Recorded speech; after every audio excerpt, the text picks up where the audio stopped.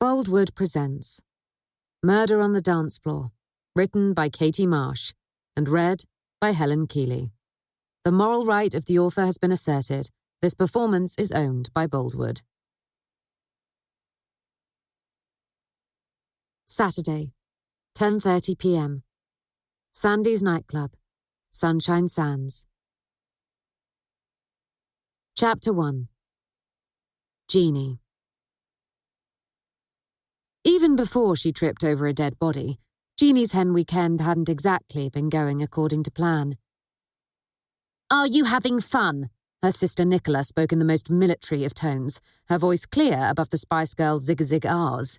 She held out a bright red drink, her expression as joyful as a nurse dispensing a methadone shot.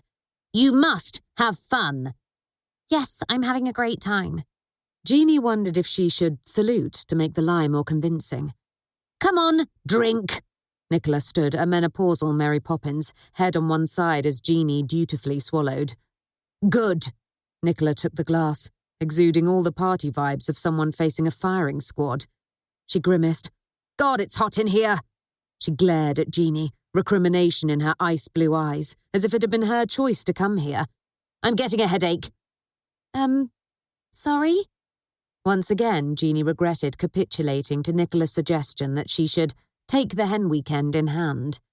She had known she'd made a terrible mistake as soon as she had spotted Nicola Googling fun on her phone. Now her sister stood in front of her, apparently waiting for something. Jeanie presumed it was gratitude and dutifully complied. Over 40 years of sisterhood had proved this to be the wisest course of action. "Best hen weekend ever, Nick. Thank you so much."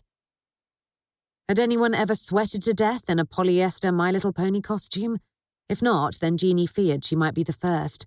She patted her pink furry pockets, checking that the wedding ring she had picked up from the engravers earlier was still there. She exhaled. There they were, snug in their box, ready for the wedding in 1.5 days' time.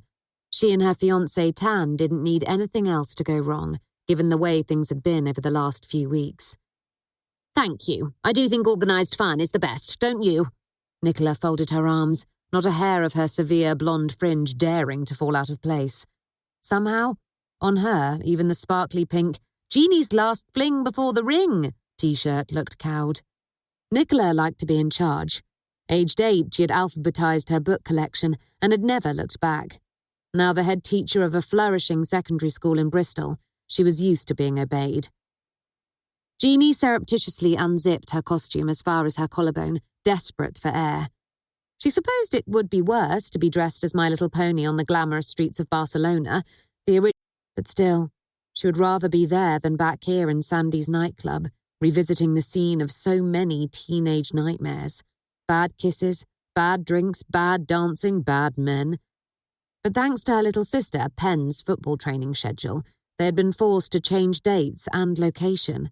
So rather than Las Ramblas, now she and her hens were in her hometown, forced to stay in a creaking local hotel so they could bond, clustered on the sticky dance floor of a club famous for precisely nothing except its overpriced entry fee and the number of fights that took place there every Saturday night.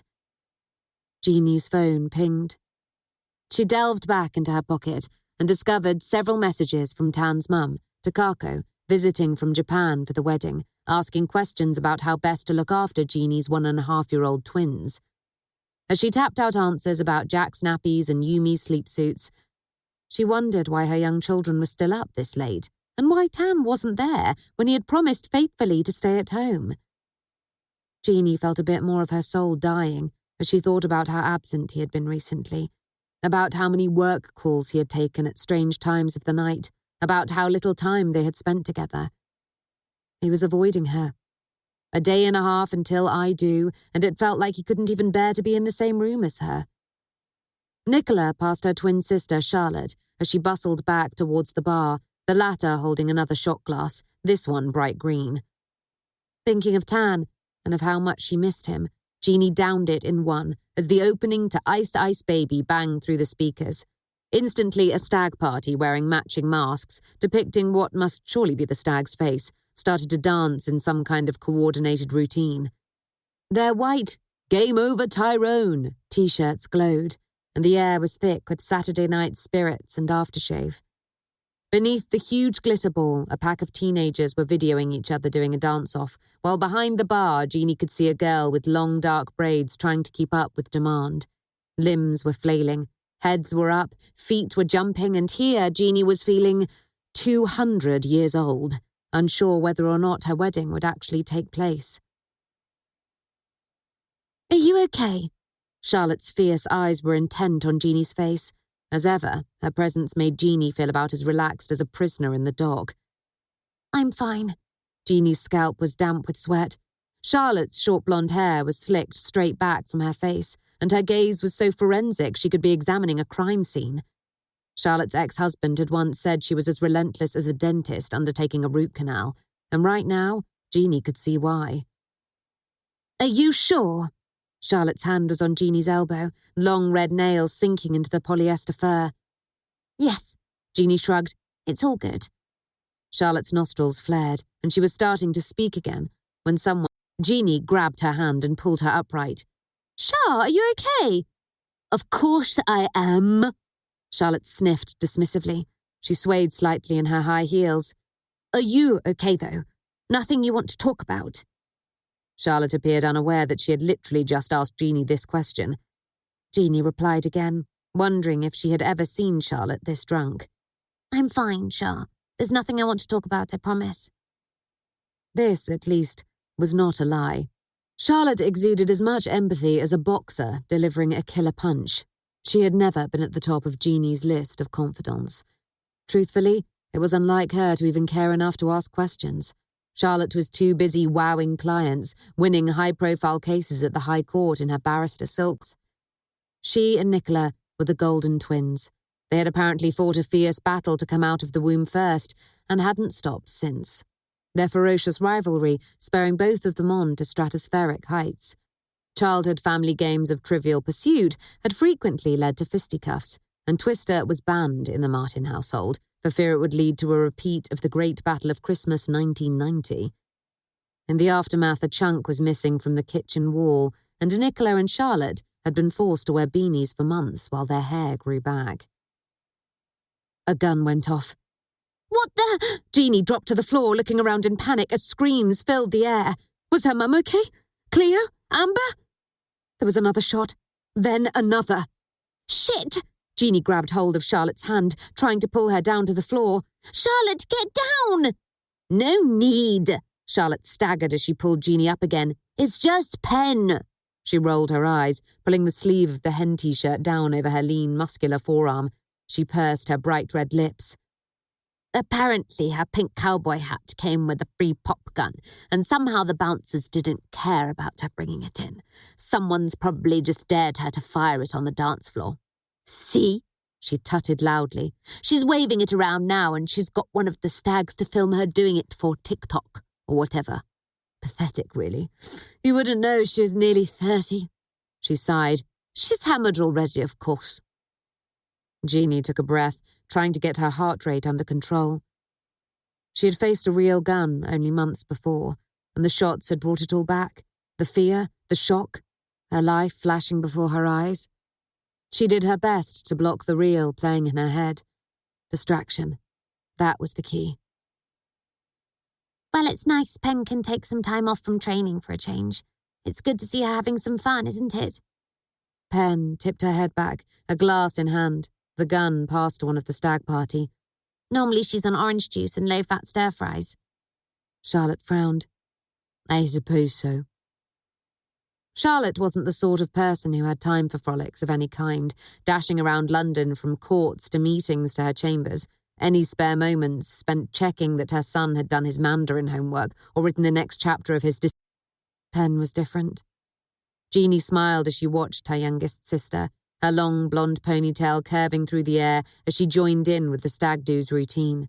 Her baggy navy Adidas tracksuit bottoms led down to white trainers, the hen T-shirt tied up in a knot above her slender waist. She glanced across at Jeanie, giving her a thumbs up and a grin. Jeanie returned her smile, with a jaw so tight it ached. She loved Pen, just as she loved Nicola, Charlotte, and her younger sister Emma too.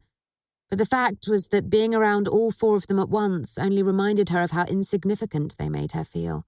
Nicola, the head teacher, Charlotte, the criminal barrister, one of the youngest women ever called to the bar, Emma, the portrait artist, already so busy she was turning down celebrity commissions, and Penn, the WSL footballer. They shone so bright, Jeanie dwindled to nothingness. The middle one, the nondescript one, the fat one. When she and Tan had got engaged, Jeanie hadn't wanted a big hen weekend. Instead, all she had hoped for was a night out with her two best friends, Clio and Amber. But the Martin sisters never took no for an answer, so now she had all four of them here, and none of them appeared to want to go home as much as she did. Her mum, Teresa, was another matter, weathering tonight just as she had weathered every single night since Jeanie's dad, William, had died over 5 years ago. Tonight was yet another thing for her to survive. She was sitting resolutely on one of the red banquettes at the corner of the dance floor, greying blonde hair lank around her shoulders, golfing umbrella at her side, as always, in case it rains, and a packet of Kleenex sticking out of her pocket of the muddy gardening jeans she hadn't bothered to change out of. She had her blue ear defenders on, a legacy of Nicola's fanatical drumming practice as a teen, and was glued to yet another Dickens novel on her Kindle. She said they made her think of her William, and Jeanie could remember him too, chuckling as he turned the pages of the Pickwick Papers on Christmas Eve. Her mum was minding the bags, despite numerous invitations from her daughters to come and dance. "No, you girls do your thing," she had said. "You don't want me holding you back." Jeanie sighed. At least her mum had made it out of the house. Silver linings and all that. Amber appeared beside Jeanie, watching Penn shimmy across the dance floor before turning and encouraging the stag party to do the same. "She's still got moves, hasn't she?" Jeanie relaxed. She knew where she was with Amber. "She sure has, unlike me." "You're a great dancer." Amber gestured towards the dance floor, which was about the size of a tennis court, current population approximately 150. "I'm not sure I can," Jeanie pouted. "I'm 90% sweat." "You'll fit right in then." Amber sipped her margarita. "Go on, do your duty." "But I'll look ridiculous." Amber grinned. "You're a 45-year-old woman dressed as a My Little Pony. I think you're way beyond ridiculous." Jeanie felt the beginnings of a smile. "Good point." As if sensing her distress, her other best friend, Clio, appeared, her red and gold tiger-striped hair glinting in the disco lights. On Clio, the pink hen T-shirt gleamed, married with a silver feather boa, a short black leather skirt and stiletto boots. She wore a black patent leather rucksack on her back, given to her by her daughter, Nina, when she had left for uni a week before. Clio had barely removed it since. Clio pretended she wasn't missing Nina at all, but Jeanie knew how much Nutella and wine she was getting through. She could read the signs. Clio cupped her hands around her lips, yelling over the opening chords of Lambada. "They're playing our song, baby!" She grabbed Jeanie and pulled her onto the dance floor. Resistance was futile. Clio sashayed ahead of her, her moves too big for the tiny space, despite the fact that she only came up to Jeanie's chin. They found a spot in the middle of the stag party, who seemed liberated by the tequilas they were slamming, and the fact that their matching T-shirts and masks meant no one could tell them, or their questionable hip thrusts, apart. Jeanie was just getting going when someone slammed into her from behind. She spun around, an apology on her lips, despite the fact that it hadn't been her fault. She didn't get a chance to voice it. The girl who jostled Jeanie narrowed her brown eyes beneath thick eyebrows and a curving dark fringe. "Bloody old hens, just get out of my way!" She shoved Jeanie aside, sending her falling to the ground, narrowly missing a cider bottle and landing heavily on her elbow. "Hey!" Above Jeanie, a spitting Charlotte appeared, holding her pink penis cocktail straw high and stabbing it into the girl's face. "Who do you think you are?" Clio helped Jeanie up. "Are you okay?" "Yes." Jeanie rubbed her elbow, hoping there wouldn't be a bruise flowering beneath the sleeve of her wedding dress on Monday. Clio took a step towards the girl. "What the hell were you doing? Hurting my friend like that? You should take more care. She's getting married on Monday." "So?" The girl's eyes flashed. "Why should I give a shit about that?" Jeanie put a hand on her arm. "Cleo, please, it was an accident." Cleo reluctantly turned away, only for Charlotte to step forward again. "It wasn't an accident." Charlotte's straw was perilously close to the girl's eyes. "You pushed her on purpose." "Oh, fuck off." The girl's red lips drew into a sneer. Jeanie saw that her necklace spelt out Talia in golden letters. "It's impossible to avoid." Jeanie felt her cheeks burn. She moved away as Charlotte screeched something above the lambada accordions. It was true she hadn't followed the traditional pre-wedding trajectory of losing a stone and a half, but also this costume definitely wasn't doing her any favours. She had a tail, for goodness sake. She stood still, knowing only that she wanted to leave. She didn't belong here with people half her age on a dance floor that was too hot, too loud, too much.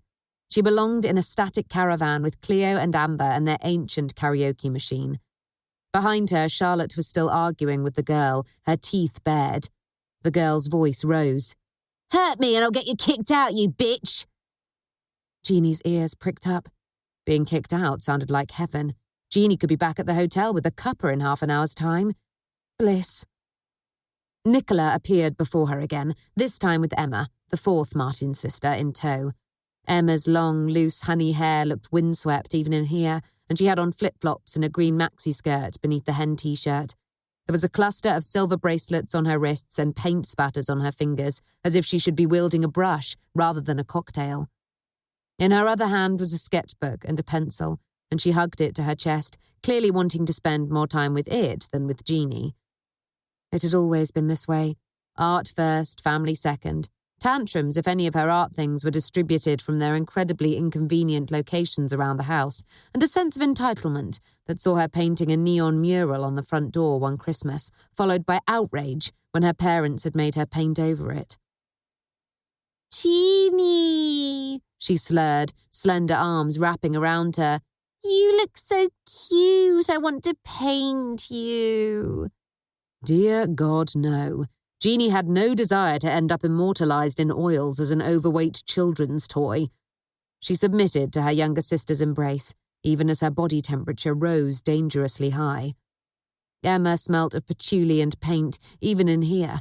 Growing up, she had sung in choirs and quoted poetry, and around her wrist was inked her favourite line from Emily Dickinson, "I dwell in possibility."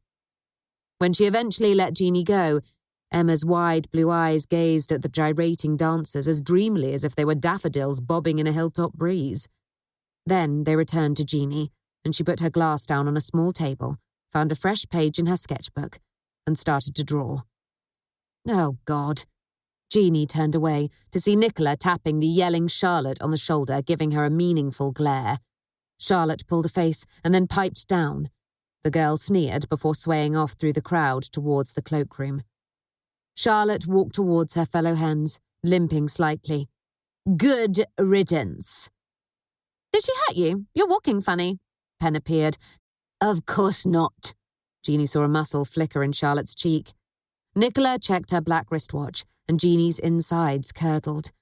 That watch meant schedules. That watch meant it was time for fun to be prescribed. Please no, Jeanie had already endured getting a random man's phone number and doing the Macarena on her own. "Swapsies," Nicola gestured to the stag party.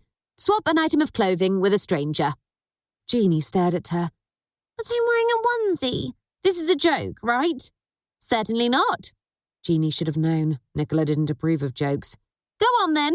Nicola clapped her hands as if summoning students to assembly. "Clock's ticking." Jeanie slunk her way across the dance floor, head hanging. It was all very well for Nicola. She was married with 3 children, a perfect lawn and a walk-in wardrobe with at least 20 pairs of sensible court shoes. Her bachelorette had consisted of a tour of the art galleries of Paris and a wine tasting session halfway up the Eiffel Tower. Jeanie braced herself for another humiliation. Maybe the point of hen weekends was to make you so scared of facing another that you would never get divorced. "We'll help." Amber and Cleo flanked her. Cleo nudged her in the ribs. "Look, that girl's arguing with someone else now." Jeanie followed her friend's gaze and saw Talia yelling at a man with closely shaved dark hair, wearing a dark hoodie and baggy jeans. "Well, at least her evening's going worse than mine." Jeanie took a deep breath and launched herself towards the stag party, her sparkly pony ears headband in her fingers. It was the only part of her costume that she could swap without committing a public indecency offence. The music pumped. Jeanie sweated. Clio bumped hips with her, raising her arms in the air as Jump started to pound through the speakers. Jeanie approached one of the stag party. He was so tall she had to stand on tiptoes. She felt ridiculous. She was ridiculous. Would you mind if I— What? He put a hand to his ear. She tried again, honestly wishing the ground would swallow her up. It was a feeling she had experienced on this dance floor before, now she came to think of it. School leavers disco 1998. A split pair of jeans, pink pants underneath. Memory lane really wasn't all it was cracked up to be. Can I swap this with you? His masked face swiveled towards hers. I can't hear you! Swap! She held out the hairband, her cheeks starting to burn. His friends were gathering around him now, jeering and jostling. Why not? He nodded, putting the headband on, above the mask, which depicted a tanned face beneath an almighty beard. He pretended to preen. It suits me, don't you think? The rest of the stag party roared with laughter, while Jeanie wondered which item of his clothing it would be the least embarrassing to take. Not the shirt. Definitely not. She turned her head to see her sisters giggling, heads thrown back, having the time of their lives. Pen merrily recording it all for one of her fun family movies. Jeanie had featured in them before, an object of mockery at so many family celebrations.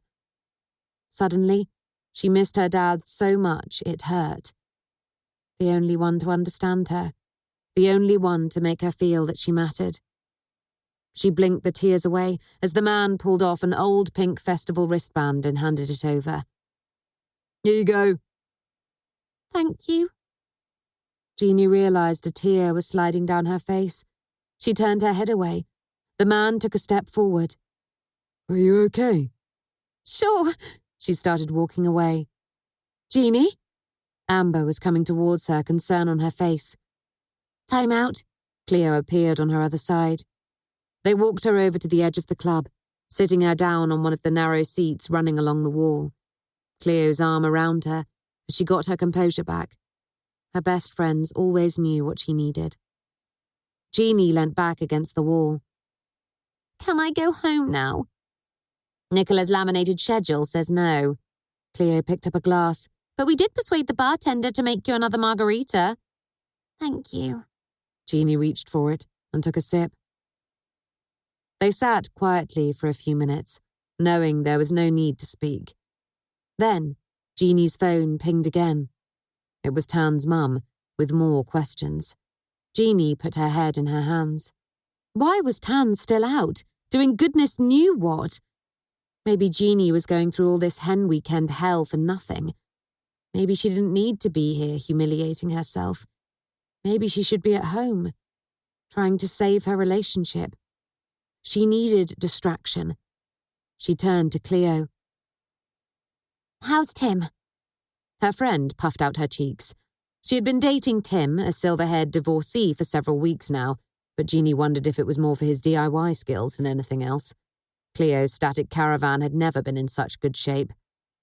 He's grumpy. He clicked his back out, proving he could do the over-50s fitness workout in the Sunday Times. She shook her head. Idiot. Jeanie frowned. Don't worry. Tan and I spent a romantic evening trying to unblock the toilet the other week. Romance is officially dead. Says the woman who is about to get married. Amber smiled encouragingly. It'll be romance central on Monday. Roses and... She paused, clearly unsure about what the essential elements of romance actually were. Mozart? Confetti? Doves? She frowned. I really have been single for too long. Jeanie nodded. Yes, you have. Inside, the worries were multiplying. Would Tan actually turn up on Monday? He had been so erratic. She stood up, telling the others she was heading for the toilet. She walked across the dance floor to reach it, hoping she might find a window, needing cool air on her face, needing calm, peace, time to think. She was navigating her way past a particularly amorous couple when her foot banged against something and she tripped forwards. She looked down, expecting to see a bottle or a bag or a discarded shoe. Pen fired her gun again. But Jeanie barely registered. Instead, she was frozen, her brain slowly digesting what lay below her. It was a body. Jeanie started to scream. At Bad Girls WhatsApp group, 24 hours earlier. Clio. So, nearly married, Jeanie. Full hen weekend family lowdown, please, before I offend everyone in the first 5 minutes. Jeanie. Okay, brace yourselves. Haven't had the full gang together since Dad died, so it could be lively. Pack booze. Clio. Clutches, gin bottle. Ready. Jeanie. Deep breath. Clio. Question mark, question mark, question mark. Jeanie. Nicola, eldest by 3 minutes. She and Charlotte hit the big 5-0 this year. Head teacher likes being in charge. She has no sense of humour. Clio. Fun. Jeanie. Charlotte, barrister, divorced, likes arguing, hates losing. Don't play Monopoly with her and you'll be fine. Amber. Noted. Amber. And you should both be working. Clio. This is vital hen weekend background and you always tell us we can multitask. Amber. Sigh. Okay, carry on. J. Jeanie. Then it's me, aka third sister and family non-event. Clio. Oh, Jay, bet none of them faced a killer at gunpoint to save one of their friends. Jeanie. Suppose. Clio. And? Jeanie. Emma, fourth sister, arrived after Dad got cancer and recovered, i.e. way younger than me. Portrait painted to the stars, likes having big feelings, hates early mornings. Clio. My kind of girl. Amber. Speaking of which, when did you clock on today, Clio? Clio. I was on surveillance last night. Amber. On surveillance? Or at a party? Clio. Both. As I just said, multitasking. Amber. Jeanie. And finally, Pen. Don't you dare call her Penelope. Footballer and the baby of the family. Likes doing what she wants, dislikes listening to anyone else. Jeanie. And then there's Mum, who just misses Dad. The end. Clio. We'll need more booze. Amber. On it. Jeanie. Thank you for agreeing to come and for surviving Nicola's WhatsApp onslaughts. The one over the venue was my favourite. Clio. The 36-message monologue, including a health and safety assessment. Jeanie. Yes. The bridesmaid's dress one was pretty special too. The one that no one's wearing, because apparently this is not... Clio. I'm wearing it. Amber. Me too. And it's not black. Jeanie. I love you both. Clio. I love you too. Amber. Me 3. Now get back to work. Jeanie. Yes, boss. Clio. Yes, boss. Amber. Don't call me boss. Saturday, 11:30 p.m. 36 hours until the wedding. 1 minute dead. Chapter 2. Clio. It had been 6 months since Clio had last seen a dead body. Back then, it had been her ex, Gary, lying on the doorstep of her caravan on the morning of her 45th birthday. Since then, she had been working for Amber's newly incorporated Bad Girls Detective Agency. Half a year of feeling as if she was growing a thicker skin, one that would insulate her if she ever again saw blood or bone, or empty eyes staring into the void. But as she ran to Jeanie's side and looked at the sight before her, Clio knew that she could never, would never, be ready for this. She took her old friend's hand. Jeanie had tripped over the girl's arm and was now standing by the head, hand clasped over her mouth. The dance floor was packed, the glitter balls still swinging above, its fragmented light illuminating the bodies moving and twisting to the music, even as the girl lay still. Jeanie let out a sob, and all Clio could do was to hug her. The two of them held each other tight, lost for words as blood seeped across the floor, thick and slippery. Jeanie's furry rainbow boots were slowly acquiring a red sole. The girl lay on her back, arms wide, one stiletto still on her foot and the other flung to the side, as if she had staggered before she fell. The chill of death was in the air. Slowly, the whispers started. Feet stopped moving, arms dropped, and more dancers were drawn to the circle of people around the body. The man from the stag party pushed his mask onto the top of his balding head, sweat gleaming on his forehead. "Oh my God, is that a friend of yours?" Clio looked at the girl's face. She looked only just older than Clio's own daughter, Nina, though this girl had thick, drawn-on eyebrows, smooth foundations, scarlet lips, and dark hair, falling soft and silky around her in a halo. It was the girl Clio had yelled at, the one who had bumped into Jeanie. Clio shook her head. No, I don't know her. But she's got your hen T-shirt on, yeah? The man was so close Clio could smell the curry on his breath beneath the yeasty beer. He pointed. Underneath the blood, you can see it. He moved away towards his friends before Jeanie could answer. Clio felt Jeanie start to shake and I think her name is Talia. Jeanie's voice was tiny, especially with jump still resonating around the club. Clio had to bend close to hear her. She bumped into me about 20 minutes ago. Jeanie wiped away a tear that was running down her cheek. But she didn't have the T-shirt on then.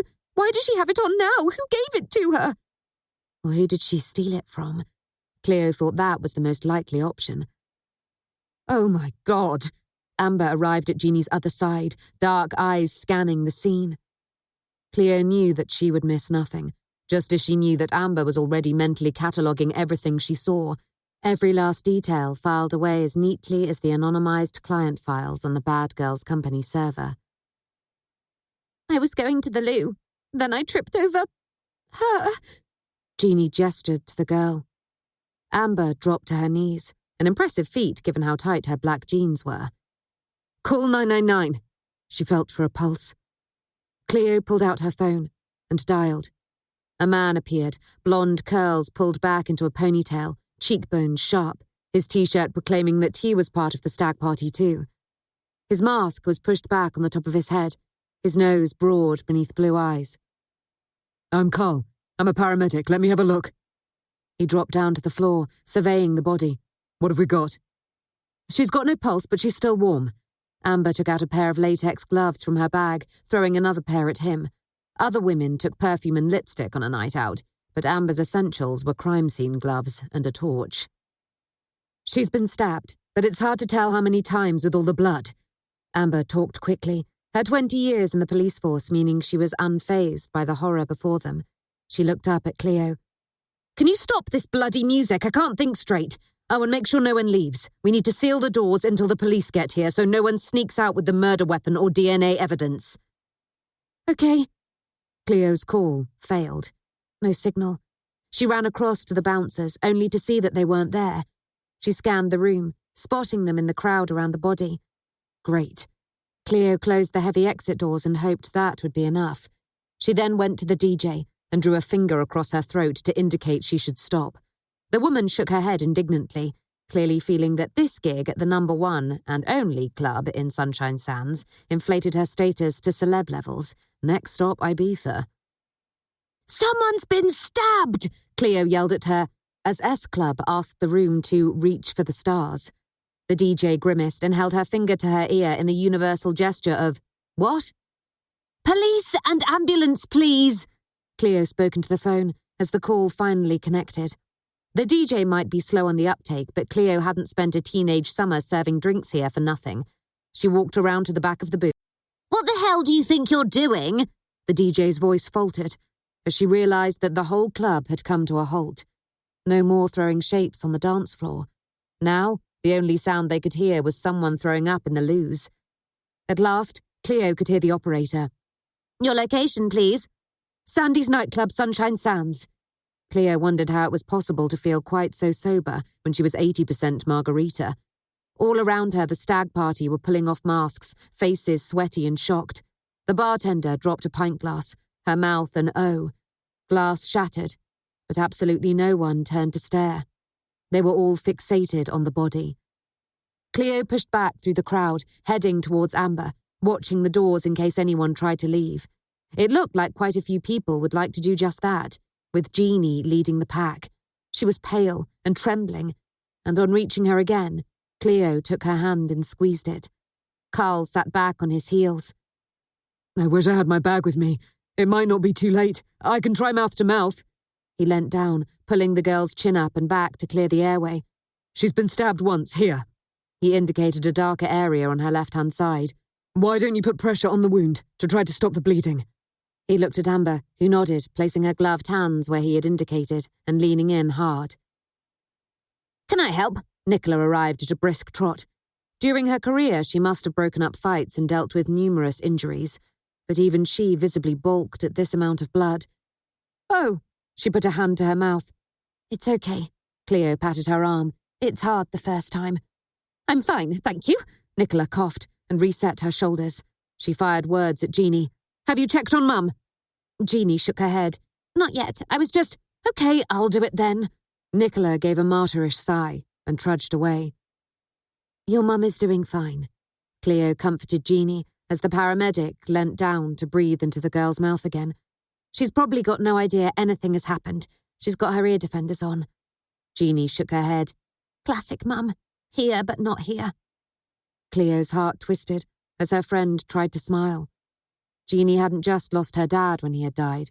Her mum had vanished too. Everybody blinked as the club lights came on, from glamorous divas starring in their own imaginary dance videos to macho muscle men trying to impress. The harsh lights revealed the reality. People with shiny faces wearing clothes that now felt slightly too small. From living their best lives, the revelers were now watching the end of someone else's. What a finale to a Saturday night. What a hen weekend for Jeanie. Carl was still trying to save the girl, Talia. Amber leant towards him.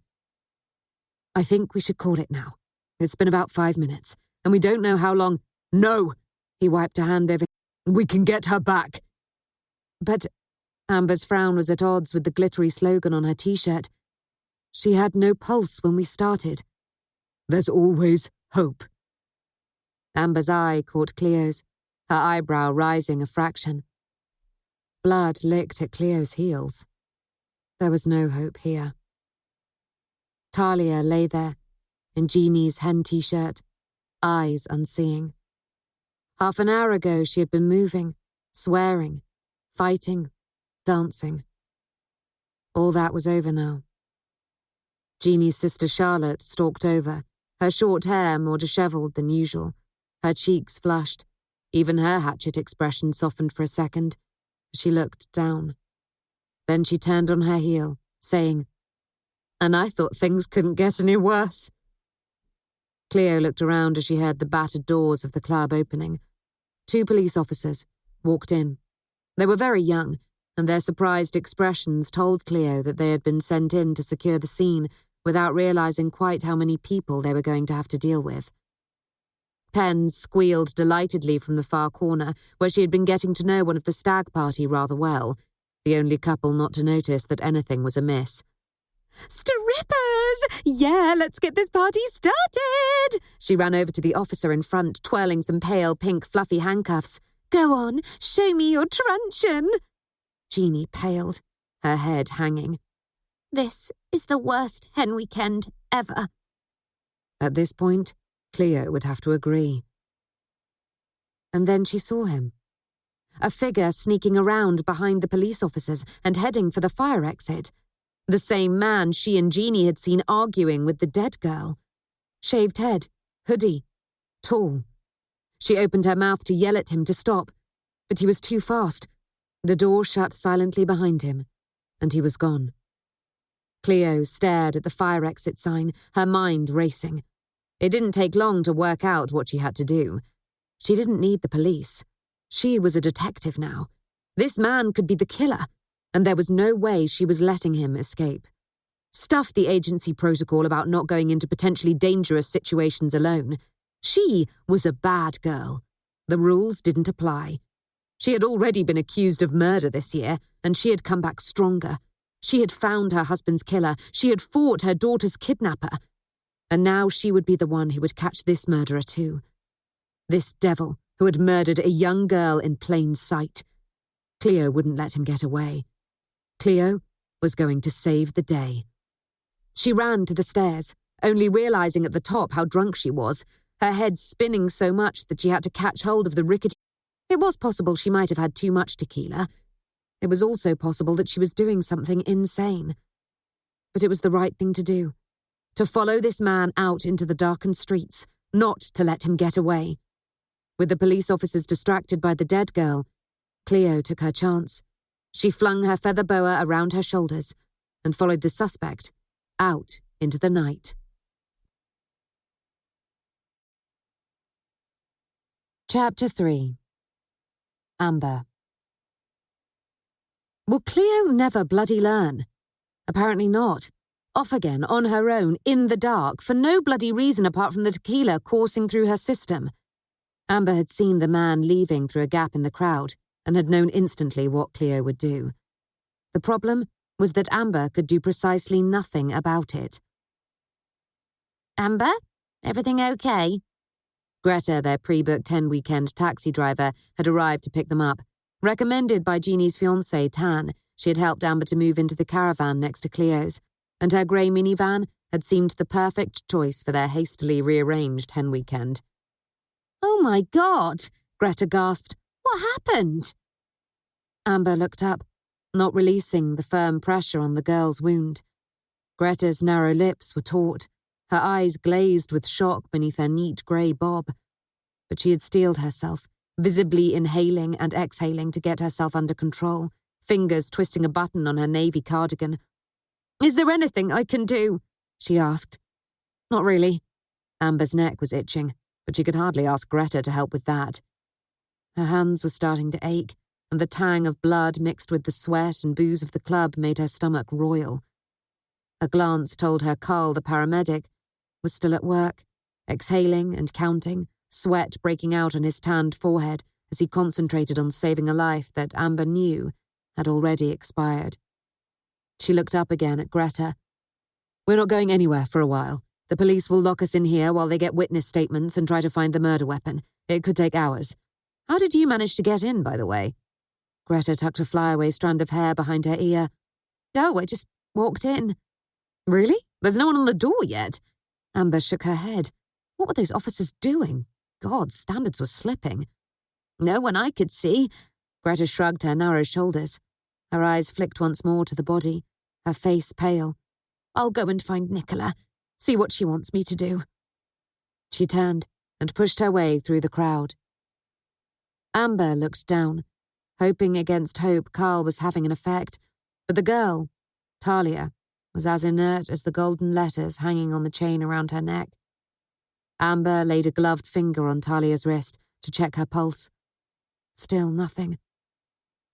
He kept going, not seeming to hear her. "Hey," Amber said again. "I think you've done all you can." He shook his head, one blonde curl falling into his eyes.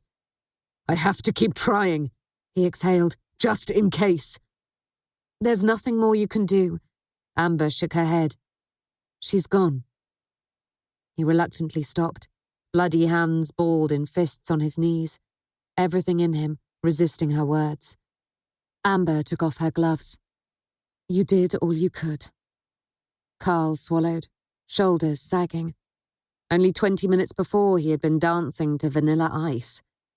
He spoke in a low tone. "Time of death, 11:40 p.m. He stood up, turned and walked away. Amber sat back on her heels and looked around, only then realizing how many people surrounded them, drawn to this corpse in a pink T-shirt and tight skirt, to this girl who had come out clubbing and ended up dead. More police arrived, fanning out through the crowd, cordoning off the crime scene and herding the clubbers towards the bar area. As people moved away, Amber took her chance and leant down towards Talia. It was a reflex, this need to look, to analyse, to observe. Talia must have taken the hen T-shirt from the bag of spares that Nicola...